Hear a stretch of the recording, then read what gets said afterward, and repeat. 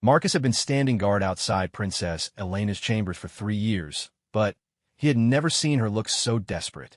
Through the crack beneath her heavy wooden door, he could see the shadow of her feet pacing back and forth across the marble floor.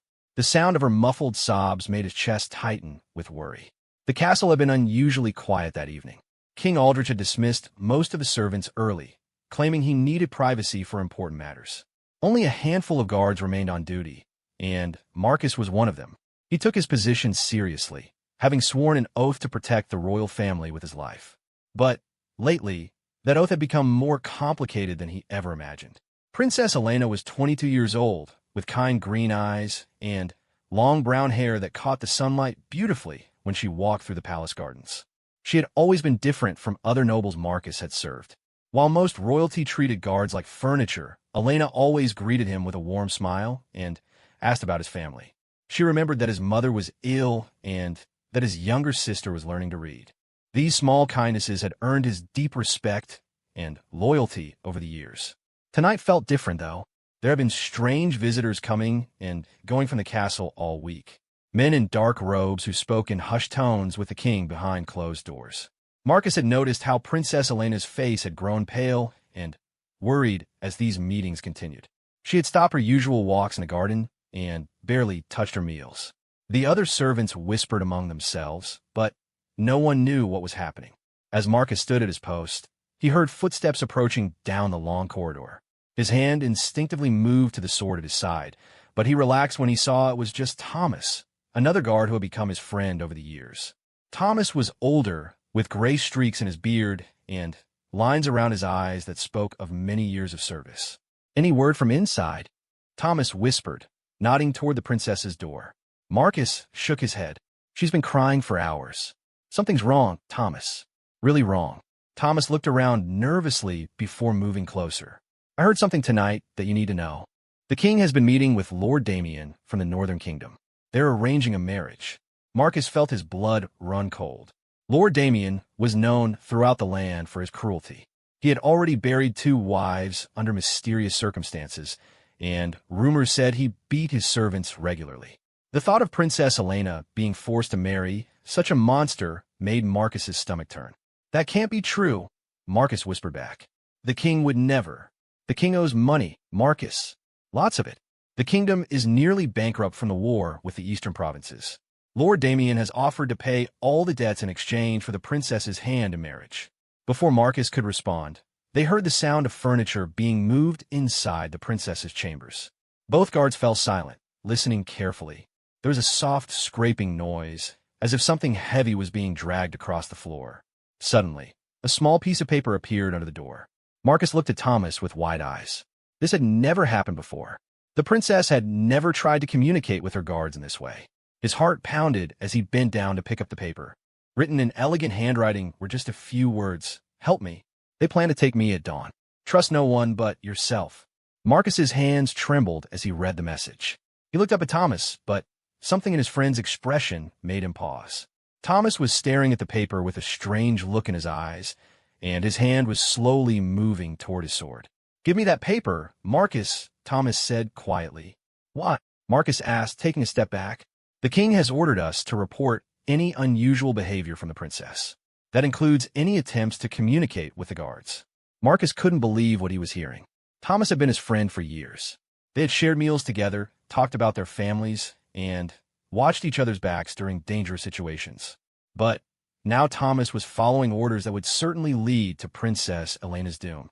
"You can't be serious," Marcus said, clutching the paper tighter. "She's asking for help. She's a princess, Marcus. She doesn't get to choose her own fate. None of us do. We follow orders." The corridor suddenly felt much colder. Marcus realized that he was completely alone in this situation. Even his closest friend was willing to betray Princess Elena to follow the king's commands. He thought about his own oath of loyalty to the royal family. Did that oath include protecting Princess Elena from her own father's terrible decisions? "I won't give you the paper," Marcus said firmly. Thomas's face hardened. "Then, you're a traitor to the crown." "Maybe I am," Marcus replied. "But I won't stand by and watch an innocent woman be sacrificed for money." The 2 men stared at each other for a long moment. Marcus could see years of friendship crumbling away in Thomas's eyes. But there was something else there too, a flicker of doubt, as if Thomas wasn't entirely comfortable with the situation either. "Walk away, Thomas," Marcus said quietly. "Pretend you never saw anything. Go check on the other guards. Give me 5 minutes." "I can't do that." "Yes, you can. Deep down, you know this is wrong. Princess Elena has never done anything to hurt this kingdom. She's kind and good, and she doesn't deserve what's about to happen to her." Thomas's hand remained on his sword, but Marcus could see him struggling with the decision. Finally, after what felt like an eternity, Thomas shook his head. 5 minutes, he said. "But if anyone asks, I was never here." As Thomas walked away, Marcus felt a mixture of relief and terror. He had just committed himself to a path that would likely cost him everything. His position, his home, possibly even his life. But as he looked down at the desperate message in his hands, he knew he couldn't live with himself if he did nothing. He knocked softly on the door, using a pattern that Princess Elena would recognize. 3 short taps, pause, 2 more taps. It was a code they had developed months ago when she wanted to check if it was safe to leave her chambers without encountering certain nobles she preferred to avoid. "Princess," he whispered. "It's Marcus. I got your message." He heard her rush to the door. "Marcus? Is it really you?" "Yes, Your Highness. Tell me what's happening." There was a moment of silence before she spoke. "My father has sold me to Lord Damien. The wedding is arranged for tomorrow morning. They plan to take me from the castle at dawn, before I can object or try to run away." Marcus closed his eyes, confirming his worst fears. "What do you want me to do?" "I don't know," she said, and he could hear the despair in her voice. "I've been thinking all day, but I can't see a way out. Lord Damien's soldiers are already in the castle. They're watching all the exits. Even if I could escape my room, I'd never make it past the gates." Marcus thought quickly. The castle was indeed heavily guarded, but he knew every secret passage and hidden route from his years of service. More importantly, he knew the guard schedules and could predict when certain areas would be empty. "There might be a way," he said carefully, "but it would be dangerous, and I can't do it alone." "What do you mean?" "There's an old tunnel that leads from the wine cellar to the forest outside the castle walls. It was built decades ago as an escape route during wars, but most people have forgotten about it. If we could get you down there." Princess Elena asked. Marcus took a deep breath. Once he said the words, there would be no going back. "I'm coming with you, Princess. I can't abandon you to face this alone." "Marcus, no. If they catch you helping me, they'll execute you for treason. If I don't help you, I'll have to live with the knowledge that I could have saved you, but chose to save myself instead. That's not a life worth living." He heard her crying again, but this time it sounded different. These weren't tears of despair, but of gratitude and hope. "Why are you doing this for me?" she asked. Marcus thought about all the time she had shown kindness to him and the other servants. He remembered how she had personally arranged for a doctor to treat his mother when she was sick, refusing to let the cost come out of his wages. He thought about the way she treated everyone with dignity and respect, regardless of their social status. "Because you're a good person, Princess, and good people don't deserve to suffer just because powerful men make cruel decisions." They spent the next few minutes planning their escape route. Marcus explained that he would need to wait until the guard change at midnight, which would give them a brief window when certain corridors would be empty. Princess Elena would need to pack only the most essential items. Anything more would slow them down. "Where will we go?" she asked. "There's a village about a day's ride from here. My cousin lives there, and he can be trusted. We can hide there until we figure out a more permanent plan." "And then what?" "I can't spend my whole life running and hiding." Marcus didn't have a good answer for that question. He knew they were embarking on a dangerous path with no clear destination. But staying in the castle would mean certain doom for Princess Elena, and he couldn't accept that outcome. "We'll find a way," he said, hoping he sounded more confident than he felt. "Together, we'll find a way." As midnight approached, Marcus made his final preparations. He gathered supplies from the guard quarters: food, water, warm cloaks, and a small amount of money he had saved over the years. He also took weapons, knowing they might need to defend themselves during their journey. The hardest part was saying goodbye to the life he had known. This castle had been his home for over a decade. The other guards were like family to him, even though most of them would consider him a traitor after tonight. But as he thought about Princess Elena's desperate message, he knew he was making the right choice. When the time came, Marcus crept through the dark corridors like a shadow. He knew exactly which floorboards creaked and which doors squeaked when opened. Years of walking these halls had taught him how to move in complete silence. He reached Princess Elena's door without encountering anyone. The guard who was supposed to replace Thomas had apparently decided to take a longer break than usual, leaving the corridor temporarily empty. Marcus knocked using their special code. Princess Elena opened the door slowly, dressed in simple traveling clothes instead of her usual elegant gowns. She carried a small bag and looked terrified but determined. "Are you ready?" Marcus whispered. She nodded, though he could see her hands shaking. "I am scared, Marcus." "So am I," he admitted. "But we're doing the right thing." Together, they began their dangerous journey through the castle, knowing that discovery would mean death for both of them. As they moved through the shadows, Marcus couldn't help but wonder if they would live to see another sunrise. But one thing was certain: he would rather die trying to save Princess Elena than live with the shame of abandoning her in her darkest hour. The castle corridors had never felt so long or dangerous.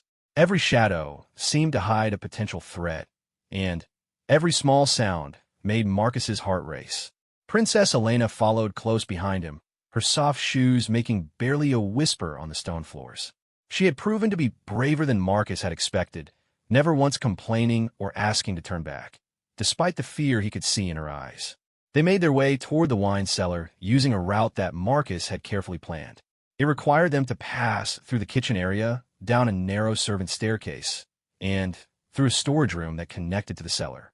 The path was longer than the main routes, but it avoided the areas where guards were most likely to patrol. As they reached the kitchen, Marcus held up his hand to signal a stop. He could hear voices coming from the next room, night servants preparing for the early morning duties.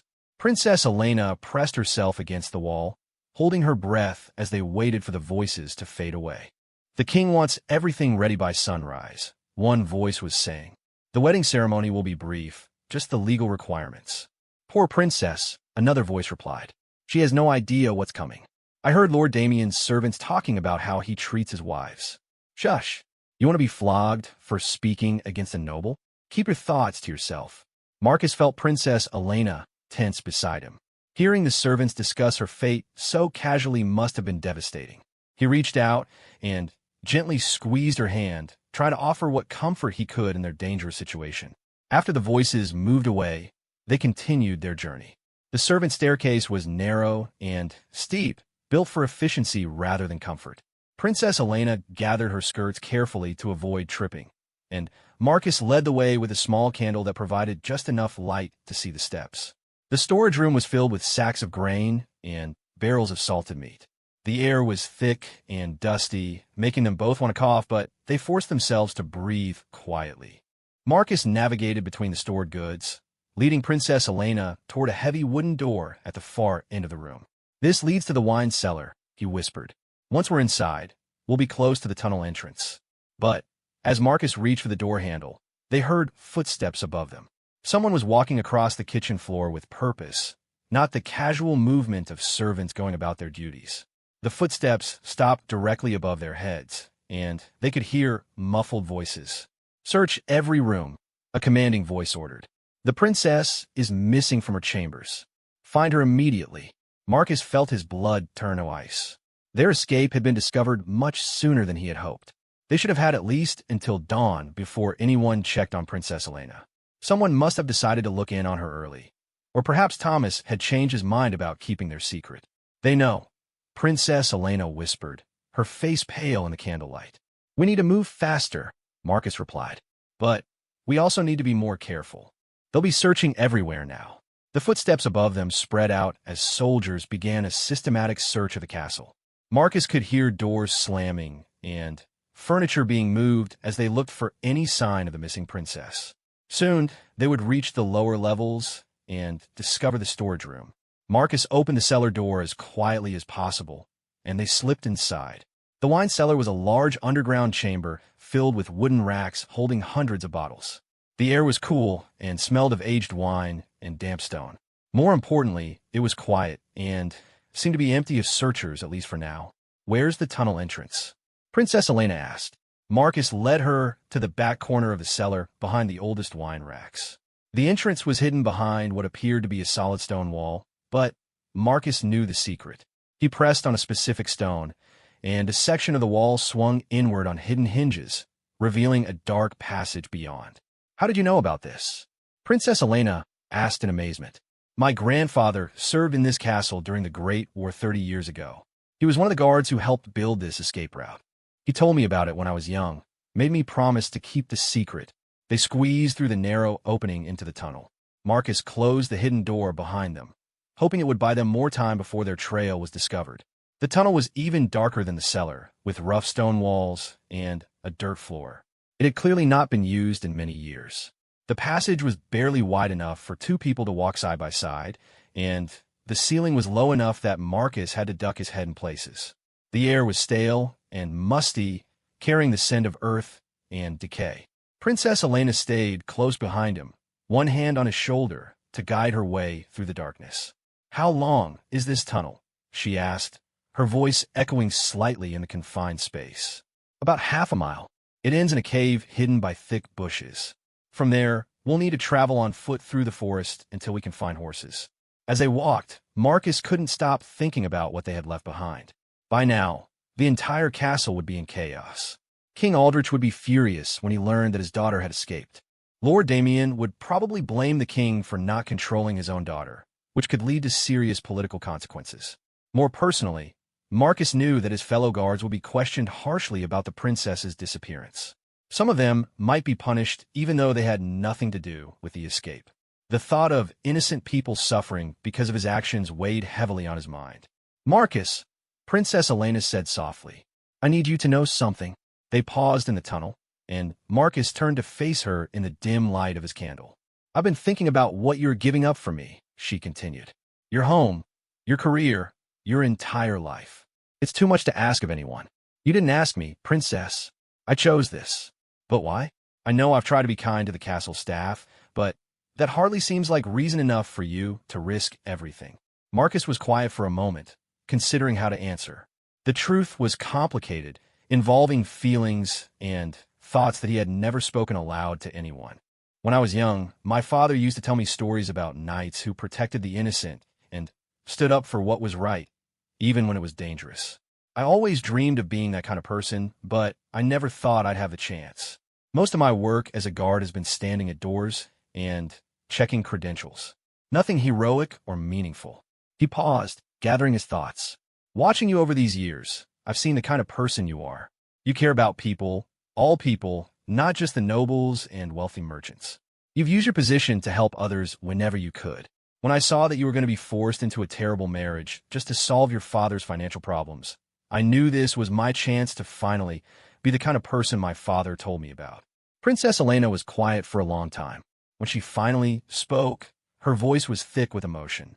"I never knew anyone saw me that way. Most people just see a princess, someone with wealth and privilege who has never faced real hardship. That's not who you are," Marcus said firmly. "I've watched you comfort crying servants, share your food with hungry children in the village, and speak up for people who had no voice. That's worth protecting." They continued through the tunnel, but the mood between them had changed. What had started as a desperate escape was becoming something deeper, a bond between two people who understood each other's true character. The tunnel seemed to go on forever. Marcus's candle was burning lower, and he worried about having enough light to complete their journey. Worse, he could hear sounds echoing from far behind them, voices and footsteps that suggested their escape route had been discovered. There in the tunnel, Princess Elena said, hearing the same sounds. "We're almost to the end," Marcus replied, trying to sound more confident than he felt. "We just need to keep moving." But as they hurried forward, the sounds behind them grew closer. Their pursuers were moving faster, probably carrying torches that provided better light than Marcus's single candle. Soon, they would be caught in the tunnel with nowhere to run. Finally, Marcus saw a faint glimmer of natural light ahead, the tunnel exit. They rushed toward it, emerging into a small cave hidden among thick bushes and trees. The cool night air felt wonderful after the stale atmosphere of the tunnel, and Marcus quickly blew out his candle to avoid being spotted.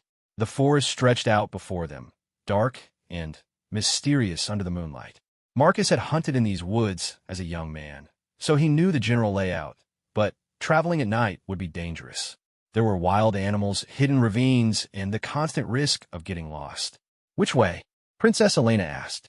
Marcus pointed toward the northeast. "My cousin's village is in that direction. If we can reach the old hunting trail about an hour from here, it will lead us most of the way there." They pushed through the thick undergrowth, trying to put as much distance as possible between themselves and the tunnel entrance. The bushes caught at their clothes and scratched their faces, but they pressed on. Behind them, they could hear their pursuers emerging from the cave. "There! I see tracks," a voice shouted. "Split up and search the area. They can't have gone far on foot." Marcus and Princess Elena moved as quickly as they dared through the dark forest. Every broken branch under their feet sounded impossibly loud, and every shadow looked like it might hide a waiting soldier. The princess was breathing hard from the exertion, but she never complained or asked to rest. After what felt like hours, but was probably only 30 minutes, they reached a small stream. Marcus knew this water. It flowed down from the mountains and eventually passed near his cousin's village. More importantly, it would help hide their tracks from the dogs that were surely being prepared to hunt them. "We'll follow the stream," Marcus explained. "The water will wash away our scent, and the rocks along the bank won't hold footprints." They waded into the cold water, which came up to their ankles. The stream bed was rocky and uneven, making walking difficult and slow. Princess Elena slipped several times, and Marcus had to catch her arm to keep her from falling. Her simple traveling dress was soon soaked and muddy, a far cry from the elegant gowns she usually wore. "I'm slowing us down," she said after stumbling again. "You're doing fine," Marcus assured her. This is difficult terrain for anyone, but privately he was worried. Princess Elena had lived a sheltered life in the castle and wasn't used to physical hardship. Meanwhile, their pursuers were trained soldiers who knew how to move quickly through rough country. The gap between them was probably closing with each passing minute. As they struggled upstream, Marcus found himself thinking about the future. Even if they reached his cousin's village safely, what then? Princess Elena was one of the most recognizable people in the kingdom. Her face had been painted in portraits that hung in public buildings throughout the land. They couldn't simply blend into a crowd and disappear. "Princess," he said during a brief rest on the stream bank, "we need to think about what comes next. My cousin can hide us for a few days, but eventually we'll need a more permanent plan." "I know," she replied. "I've been thinking about that too. I have some jewelry that we could sell for traveling money. Maybe we could reach the border and seek asylum in another kingdom. That's dangerous. The roads between here and any border are well patrolled. And if another king decided to send you back to your father in exchange for political favors," Princess Elena nodded grimly, "I would be in an even worse situation than before." They sat in discouraged silence for a moment, the weight of their situation settling over them. They had managed to escape the castle, but the kingdom was still full of people who would recognize Princess Elena and return her to her father for the reward that was certainly being offered. "There might be another option," Marcus said slowly, an idea forming in his mind. "It's risky, but it might be our only chance for a real future." "What do you mean?" Marcus hesitated, knowing that what he was about to suggest would change everything between them. What if Princess Elena simply disappeared forever? She looked at him in confusion. "I don't understand. What if we found a way to make everyone believe that Princess Elena was dead? Then you could create a new identity, become someone else entirely. A merchant's daughter, perhaps, or the widow of a minor noble from a distant province." Princess Elena stared at him, the implications of his suggestion slowly sinking in. "You're talking about giving up my entire life, my identity, everything I've ever been." "Yes," Marcus admitted, "but the alternative is spending your life running and hiding, always looking over your shoulder, always afraid of being caught." It was a drastic suggestion, and Marcus wasn't even sure it was possible. But as they sat by the stream, listening to the distant sounds of their pursuers crashing through the forest, he couldn't think of any other way to give Princess Elena a chance at a normal, peaceful life. The princess was quiet for a long time, considering his words. Finally, she looked up at him with a mixture of fear and determination in her eyes. "If I did something like that," she said quietly, "I couldn't do it alone. I would need someone I trust completely, someone who could help me navigate this new life." Marcus met her gaze, understanding the question behind her words. She was asking if he would stay with her, not just for this escape, but for whatever came after. It was a commitment that would change both of their lives forever. Before he could answer, they heard dogs barking in the distance. The search party had brought tracking hounds, and their hiding place by the stream wouldn't protect them for much longer. "We need to move," Marcus said, helping Princess Elena to her feet. "We could talk about the future when we're safe." But as they continued their desperate flight through the dark forest, both of them knew that their conversation had changed something fundamental between them. They were no longer just a guard helping a princess escape an unwanted marriage. They were two people considering the possibility of building an entirely new life together, based on trust, shared danger, and feelings that neither of them had yet found the courage to name. The barking of the hunting dogs grew louder as Marcus and Princess Elena stumbled through the dark forest. The cold stream water had soaked through their shoes, making every step uncomfortable, but it was their only hope of throwing off the scent. Marcus knew they couldn't stay in the water much longer. Princess Elena was already shivering from the cold, and exhaustion was beginning to slow their pace. "There," Marcus whispered, pointing to a fallen tree that stretched across the stream. "We can cross to the other side. The dogs might lose our trail if we confuse the scent." They carefully climbed over the massive trunk, which was slippery with moss and decay. Princess Elena's hands were numb from the cold water, making it difficult for her to grip the rough bark. Marcus stayed close, ready to catch her if she fell. On the other side, they found themselves in a thicker part of the forest where the trees grew so close together that very little moonlight reached the ground. The darkness was both a blessing and a curse. While it would help hide them from their pursuers, it also made traveling extremely dangerous. Low-hanging branches caught at their clothes and faces, and hidden roots threatened to trip them with every step. Marcus had to feel his way forward like a blind man, using his hands to test each step before putting his full weight down. "I can barely see anything," Princess Elena whispered, her voice trembling from cold and fear. "Stay close to me," Marcus replied. "We just need to find the old hunting trail. Once we're on it, the going will be easier." But finding the trail in this darkness seemed almost impossible. Marcus had hunted in these woods years ago, but always during daylight and never under such desperate circumstances.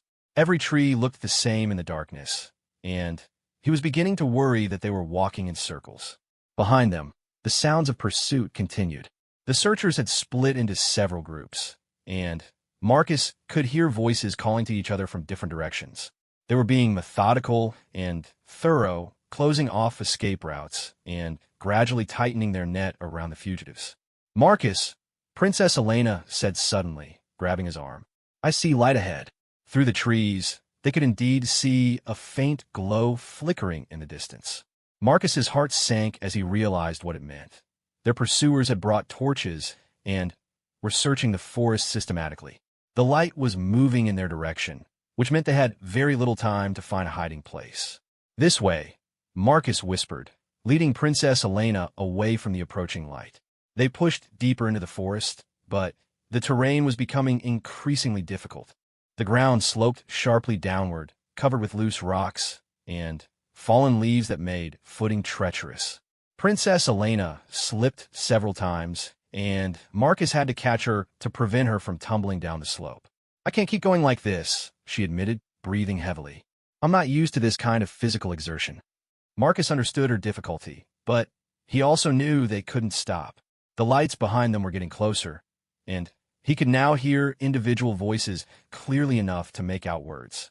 "Check behind every tree," one voice commanded. "They can't have gone far. The dogs have lost the scent at the stream, but they can't have crossed far," another voice replied. "Lord Damien wants them found alive. The princess especially. She's worth nothing to him dead." The mention of Lord Damien sent a chill through both fugitives. The cruel nobleman himself was apparently involved in the search, which meant failure would bring consequences far worse than simple execution. Marcus had heard stories about Lord Damien's dungeons and the terrible things that happened to people who crossed them. As they struggled down the slope, Marcus suddenly remembered something from his childhood hunting trips.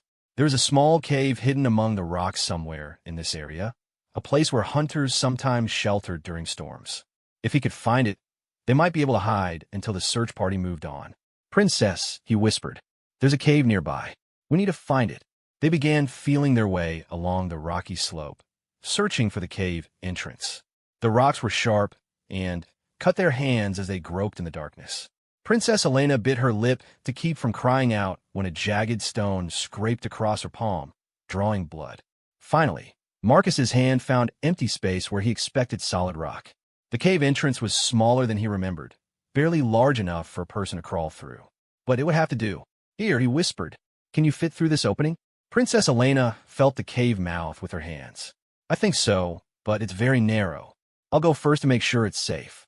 Marcus squeezed through the tight opening, feeling carefully for any signs of animals or other dangers. The cave seemed empty and dry, though he couldn't see how far back it extended. He called softly for Princess Elena to follow. Getting the princess through the opening proved more difficult than expected. Her dress caught on the rocks, and she had to pull it free several times. When she finally made it inside, both of them were scraped and bruised from the rough stone. The cave was pitch black and completely silent except for their own breathing. They huddled together near the entrance, listening for sound from outside. For the first time since leaving the castle, they were relatively safe, but they were also trapped.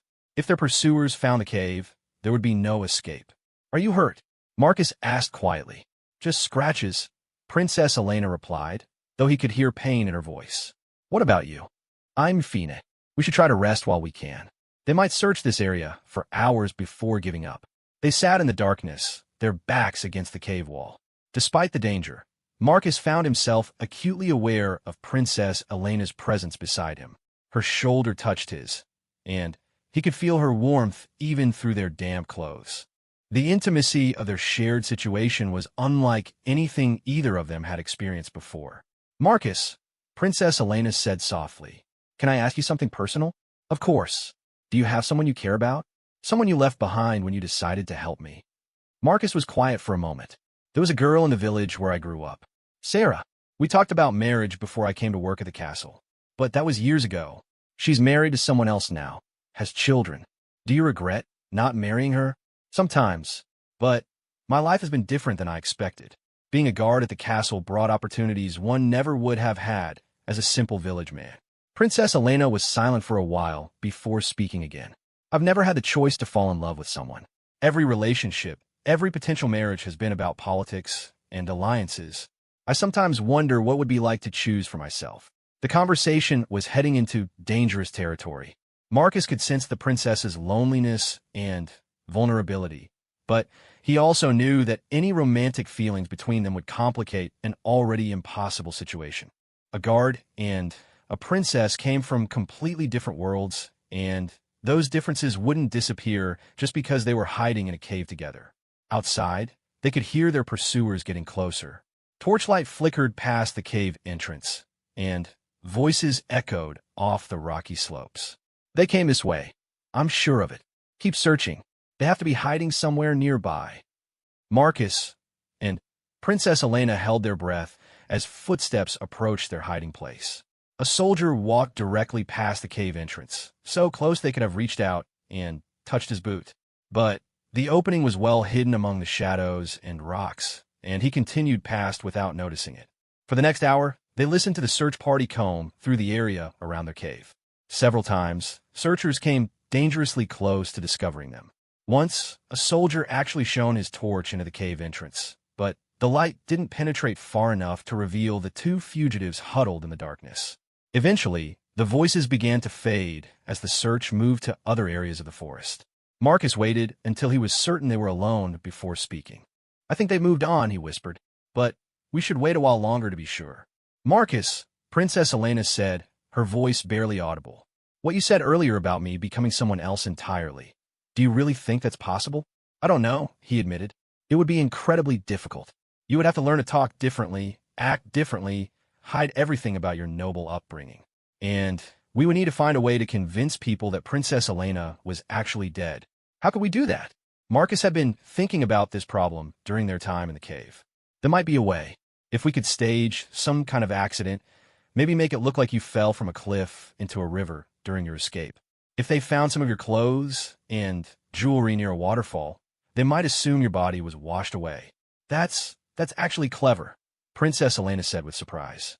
but it would mean I could never contact my father or anyone from my old life ever again. They would all believe I was dead. Yes, it would be like dying and being reborn as a completely different person. Princess Elena was quiet for a long time, considering the enormity of what they were discussing.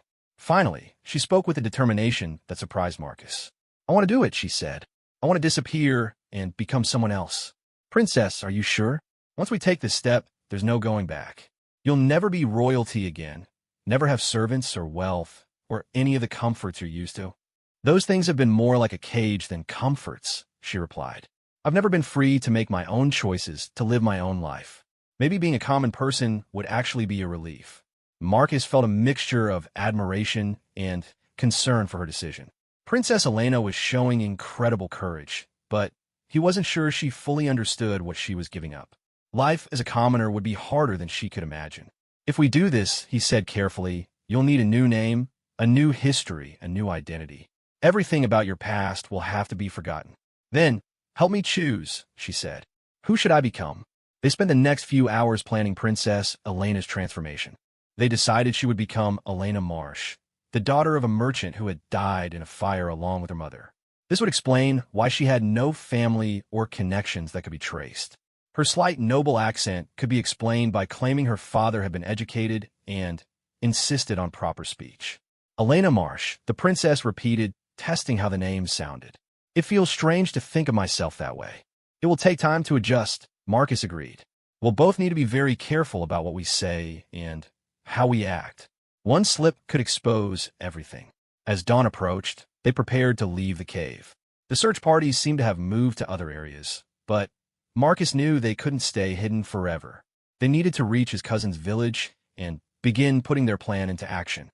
"Before we go," Princess Elena said, "I want you to know something. Whatever happens next, I'm grateful for what you've done. You've given me hope when I thought I had none." Marcus felt his chest tighten with emotion. "I'm honored to help you, Princess. I believe you deserve a chance at happiness." "Elena," she corrected gently. "From now on, I'm Elena Marsh." As they crawled out of the cave into the gray light of early morning, Marcus realized that his life had changed as completely as hers. He was no longer a castle guard following orders and maintaining routines. He had become an outlaw, a protector, and possibly something more to the woman beside him. The forest looked different in the daylight, less threatening, but also more exposed. They could see their surroundings clearly now, which meant they could also be seen by anyone who might be searching for them. Marcus oriented himself using the position of the sun and began leading Elena toward his cousin's village. "How much farther?" she asked. "About 3 miles through the forest, then another mile across farmland. We should reach the village by midday." They walked in comfortable silence for a while, each lost in thoughts about their uncertain future. The morning air was crisp and clean, filled with the sounds of birds and small animals going about their daily routines. For brief moments, it was almost possible to forget the danger they were in. But Marcus knew their real challenges were just beginning. Staging Princess Elena's death would be only the first step in a complex deception that would need to last for the rest of their lives. They would need to be constantly vigilant, always ready with their story, always careful not to let their true identities slip.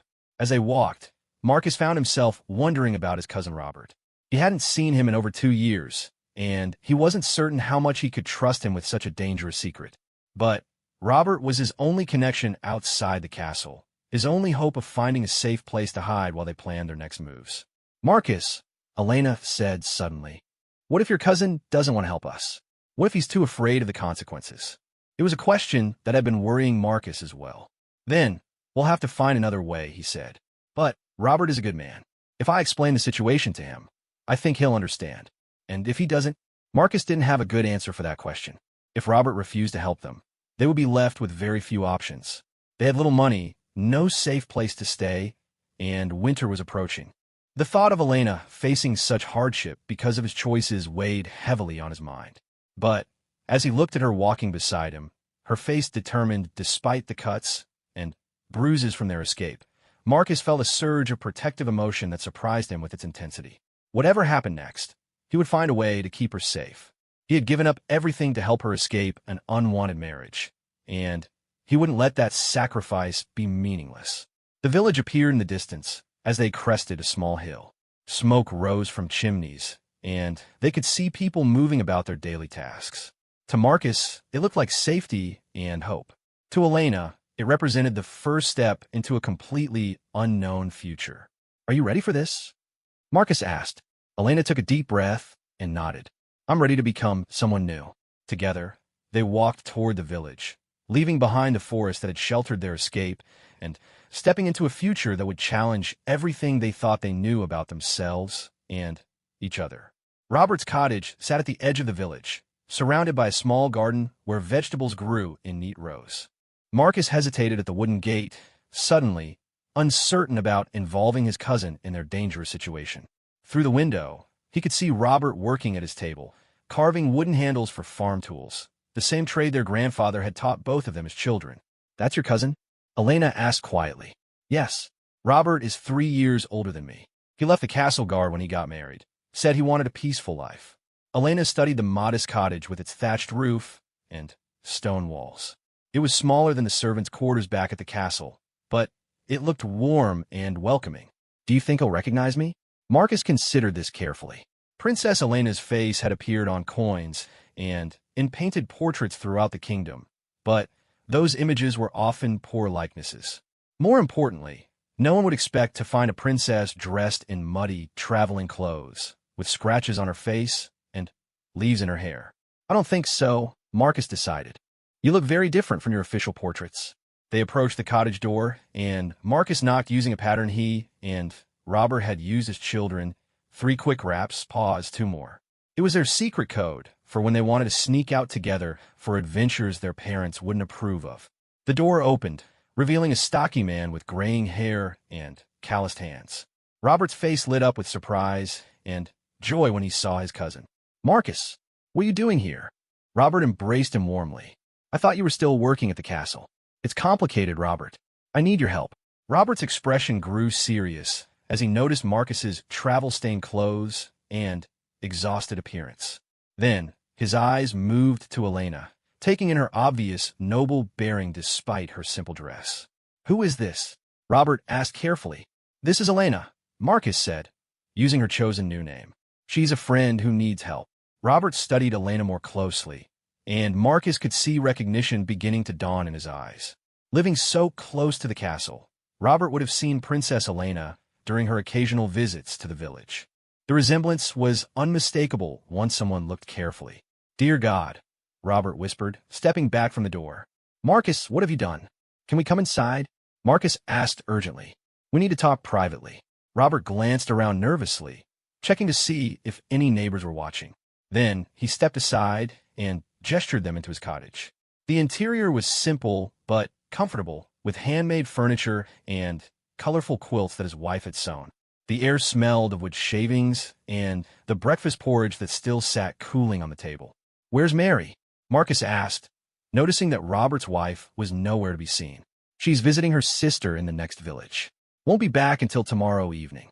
Robert closed the door and turned to face them with a mixture of concern and fear.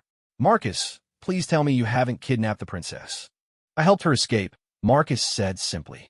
"Her father was forcing her to marry Lord Damien to pay off his debts." Robert's face went pale.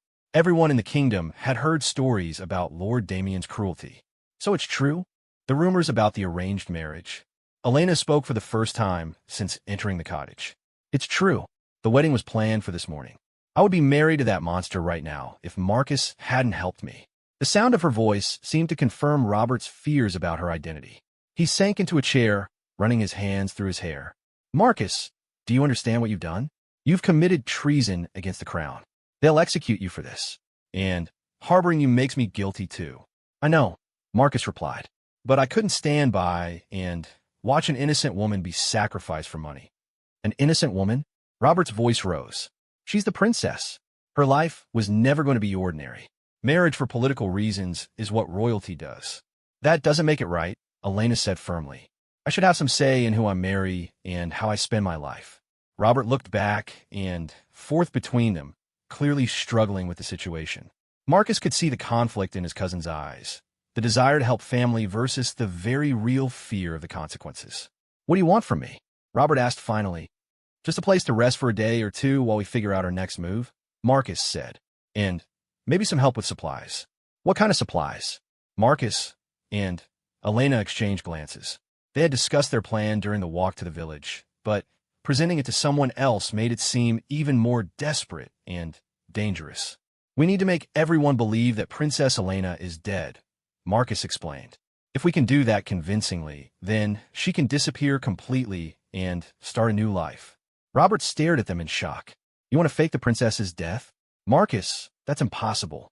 The king will send investigators, searchers, maybe even foreign experts. You can't fool that many people. We don't need to fool everyone, Elena said. We just need to create enough evidence to make it seem like I died during the escape. If they find my dress and jewelry near a waterfall, they'll assume I fell and drowned and my body was carried away. That might actually work, Robert admitted reluctantly. There's a waterfall about 5 miles from here where the current is strong enough to carry a body for miles. But even if people believe you're dead, where will you go? What will you do? We'll figure that out once we're safe, Marcus said. The important thing is to make sure no one comes looking for us. Robert was quiet for several minutes, thinking through the implications of what they were asking.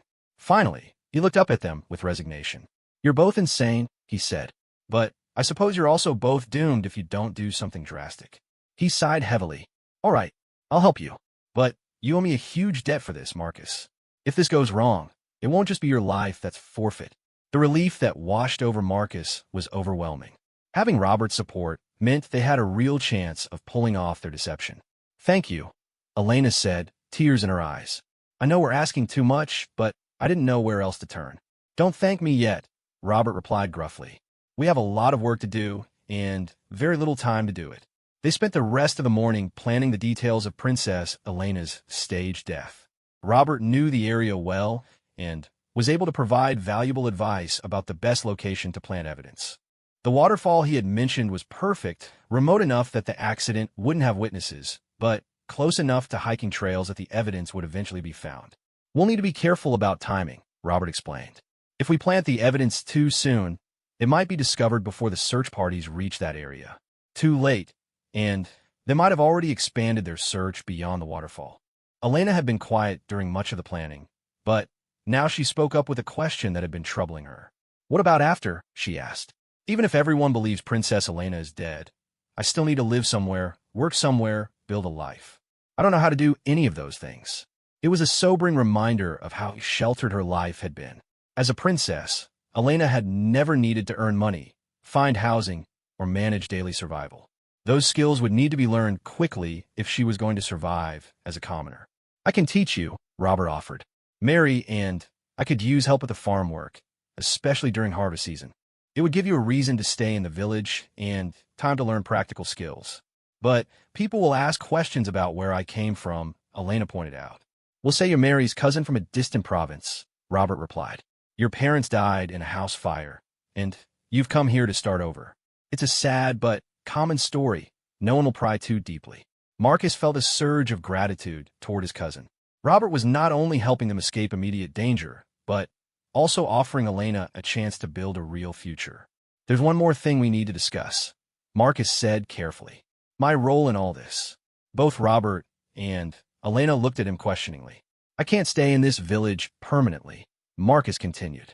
Even with a beard and different clothes, someone will eventually recognize me as the guard who worked at the castle. When that happens, it will put everyone in danger. So what are you saying? Elena asked, though Marcus could see in her eyes that she already understood. I'm saying that once we've staged your death and you're safely settled here, I'll need to leave and find somewhere else to start over. The cottage fell silent as the implications of this statement sank in. Elena and Marcus had been through so much together that the idea of separating seemed almost unthinkable. But Marcus was right. His presence would always be a risk to Elena's new identity. No, Elena said firmly. I won't let you sacrifice yourself for me and then disappear from my life. We'll find another way. Elena, be realistic, Marcus replied gently. We come from different worlds. Even with new identities, those differences won't just disappear. What differences?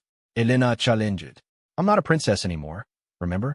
I'm Elena Marsh, orphan daughter of a merchant. And you're Marcus. What's your new last name? Marcus hadn't thought about that detail. I suppose.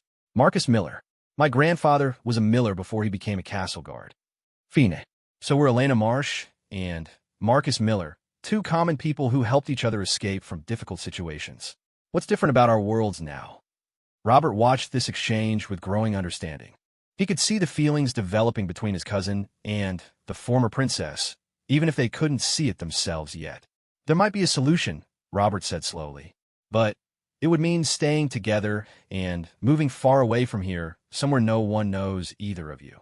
What kind of solution? Marcus asked. There are farming communities on the frontier, places where people go to start over and don't ask too many questions about each other's pasts. If you could make it there, you could claim to be married settlers looking for land to farm. Elena felt her cheeks grow warm at the suggestion, but she didn't reject it immediately. The idea of starting completely fresh with Marcus beside her was both terrifying and exciting. That would require a different kind of deception, Marcus pointed out. We'd have to convince people we were actually married. Would that be so terrible? Elena asked quietly. The question hung in the air between them, heavy with implications neither of them had been ready to voice. Marcus looked at Elena's face, seeing not a princess, but a brave, determined woman who had given up everything for the chance at freedom. Elena looked back at him, seeing not a guard, but a man who had risked his life to protect her. I know, it wouldn't be terrible, Marcus admitted. But, Elena, you need to think carefully about this. Marriage isn't something you can take back if you change your mind. Neither is faking my own death, Elena pointed out. And neither was leaving the castle with you in the first place. I've already committed to changing my entire life. At least this way, I wouldn't have to face the future alone. Robert cleared his throat, breaking the intimate moment. If you're serious about this plan, we need to start making preparations immediately. It will take several days to reach the frontier communities, and winter will be here soon. You want to be settled somewhere before the worst weather arrives. They spent the afternoon working on their escape plan. Robert provided them with better traveling clothes, supplies for the journey, and, most importantly, the materials needed to stage Princess Elena's death. Elena removed several pieces of jewelry, including a distinctive ring that bore the royal seal. These would be planted near the waterfall along with pieces of her torn dress. As evening approached, they prepared to put their plan into action. The waterfall was a 3-hour walk from the village, which meant they would need to travel at night to avoid being seen. Robert would accompany them to help plant the evidence and ensure everything looked convincing. Are you ready for this? Marcus asked Elena as they prepared to leave. I'm nervous, she admitted. Once we do this, Princess Elena will truly be dead. There will be no going back to my old life, no matter what happens. Do you want to go back? Marcus asked. Elena thought about the question seriously. No, she said finally. I want to move forward. With you. As they left Robert's cottage under cover of darkness, Elena felt a mixture of fear and excitement about the future. In a few hours, Princess Elena would be dead, and Elena Marsh would be born. It was terrifying to give up everything she had ever known, but it was also liberating to finally have control over her own destiny. The waterfall roared in the distance as they approached their destination, the sound growing louder with each step. Soon, they would stage a death that would free them both to build whatever kind of life they chose together. The risks were enormous, but so was the potential for happiness that had been impossible in their old lives.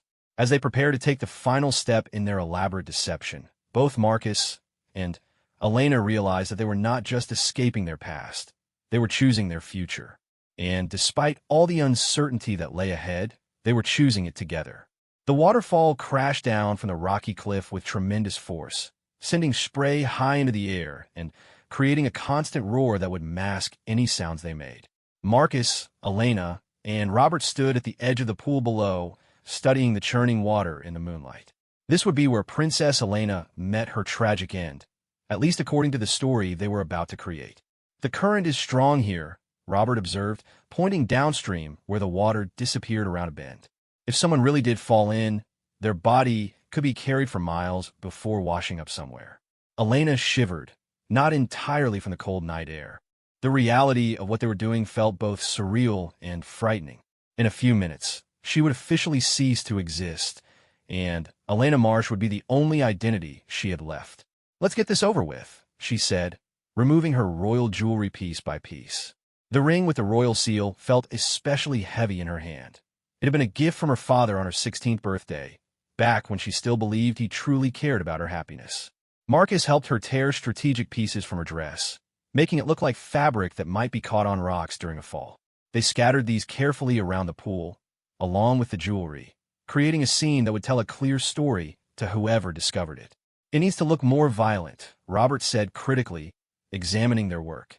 If she fell from the top of the waterfall, there would be blood on the rocks from the impact. Elena picked up a sharp stone without hesitation and drew it across her palm, letting the blood drip onto several rocks near the water's edge. The cut stung, but she felt a strange sense of satisfaction as she watched Princess Elena's blood mark the scene of her death. "That's enough," Marcus said, gently taking the stone from her hand and wrapping her cut palm with a strip of cloth. "We don't want you to lose too much blood." They spent another hour perfecting the scene, adjusting the placement of evidence, and making sure everything looked natural. Finally, Robert declared it convincing enough to fool the investigators who would inevitably come looking. "Now we wait," he said. "In a day or two, hunters or travelers will discover this scene. Word will reach the castle, and the search for Princess Elena will become a recovery mission for her body." The three of them made their way back toward the village, but they didn't return to Robert's cottage. Instead, they went to a small cabin that Robert used for storing farm equipment during winter. It was cramped and cold, but it would hide them until they could be sure their deception had worked. "How long before we know if people believe the story?" Elena asked as they settled in for what would likely be a very long wait. "Could be anywhere from 1 day to a week," Robert replied. "Depends on when someone finds the scene and how quickly word travels to the castle." Marcus had been unusually quiet during the staging of Elena's death, and now he sat apart from the others, staring at the small window. Elena moved to sit beside him. "What's troubling you?" she asked softly. "I keep thinking about King Aldrich," Marcus admitted. "Whatever his faults as a father, he's going to believe his daughter is dead. He'll grieve for you." Elena felt a pang of guilt that she hadn't expected. In her anger over the arranged marriage, she had focused on her own feelings and hadn't considered how her death would affect others. Her father had made a terrible decision, but that didn't mean he didn't love her in his own way. "I know," she said quietly, "but what choice did we have? If I had stayed and married Lord Damien, I would have been dead anyway, just not officially. That doesn't make it easier." They sat in silence for a while, both lost in thoughts about the lives they were leaving behind. Finally, Elena spoke again. "Marcus, do you regret helping me? If you could go back and make a different choice, would you?" Marcus turned to look at her, seeing the vulnerability in her eyes. "No," he said firmly. "I will make the same choice again. You deserve to be free, Elena. You deserve to choose your own path in life, even if that path leads us into an uncertain future with no guarantees of happiness or safety." "Especially then," Marcus replied. "At least it will be our choice, our future, built on decisions we make together." The next 2 days passed slowly in their cramped hiding place. Robert brought them food and news from the village, but there was no word yet about the discovery of Princess Elena's death scene. The waiting was agonizing, made worse by their uncertainty about whether their deception would actually work. On the third day, Robert burst into the cabin with news. "It worked," he announced breathlessly. "Hunters found the scene this morning. Word has already reached the castle. King Aldrich has declared 3 days of mourning for his daughter, and Lord Damien has returned to his own kingdom in anger over the failed marriage alliance." Elena felt a complex mixture of relief and sadness. She was free, but the price of that freedom was causing pain to people she had once cared about. "What happens now?" Marcus asked. "Now you disappear completely," Robert replied. "I've arranged for a wagon to take you to the frontier settlement of Millbrook. The driver thinks you're newly married farmers looking to start fresh on the frontier. He'll expect you to stay in character during the journey." The reality of their situation hit both Marcus and Elena at the same time. They had been so focused on escaping immediate danger that they hadn't fully considered what it would mean to live as husband and wife.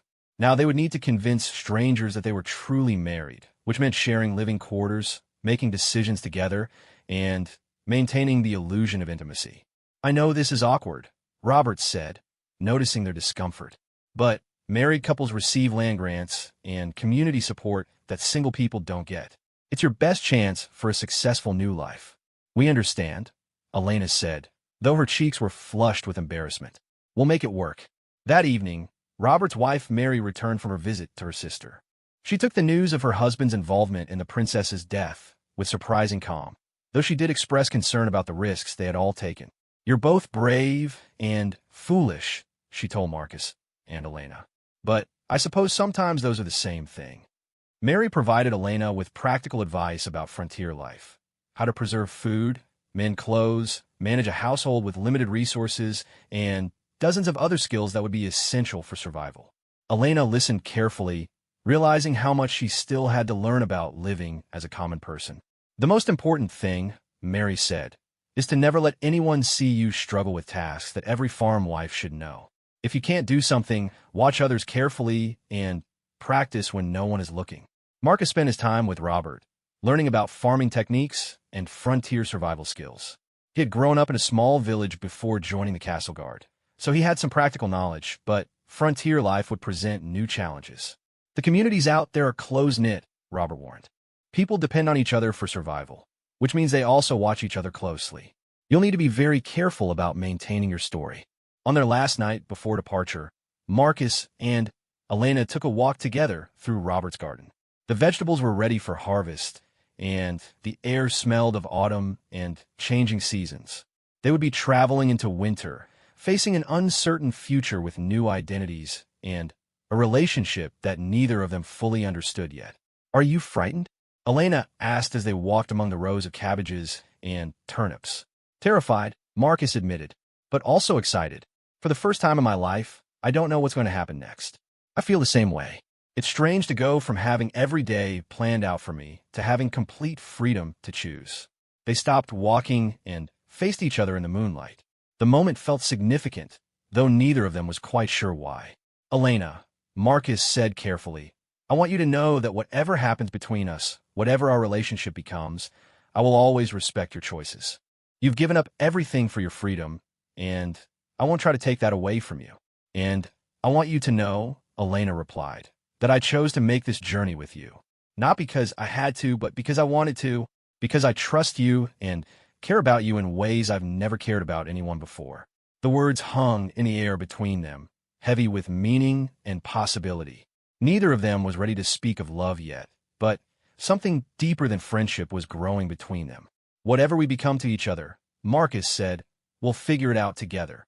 The wagon arrived at dawn, driven by a weathered man named Thomas, who asked no questions about their past. Marcus and Elena climbed aboard with their few possessions, ready to begin the journey to their new life. Robert and Mary stood in their doorway, waving goodbye to the two fugitives who had briefly disrupted their peaceful existence. As the wagon rolled away from the village, Elena took one last look back at the only world she had ever known. Somewhere beyond those rolling hills was the castle where she had grown up, where her father was probably still mourning her death.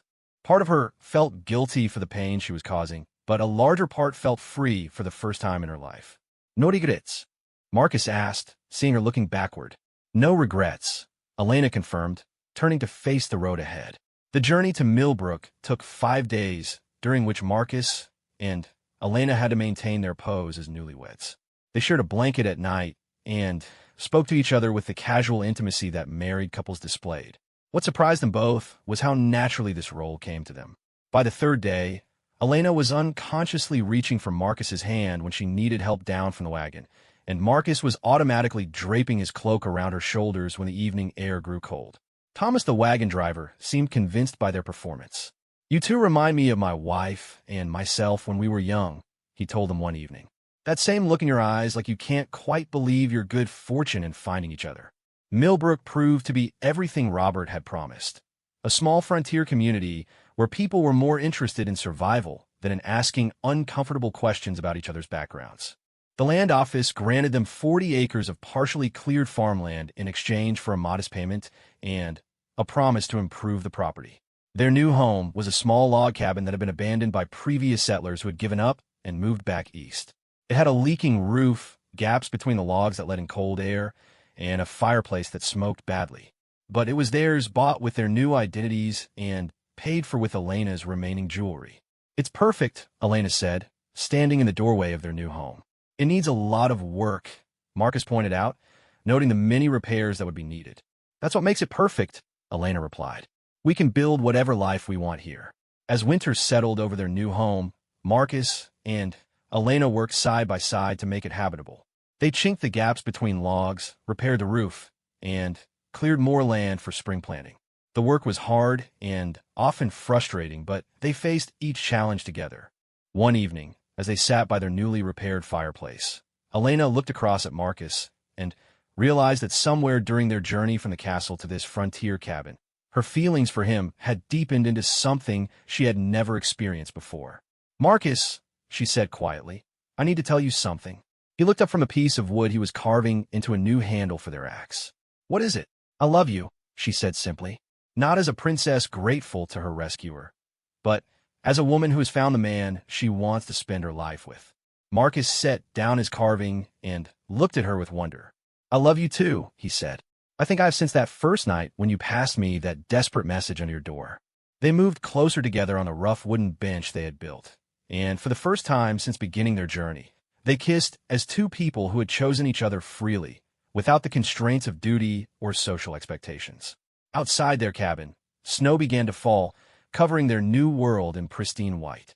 Inside, by the warm glow of their fire, Marcus and Elena began planning not just their survival, but their happiness. They had given up everything they had known to find freedom, and in the process they had found something even more precious. They had found each other.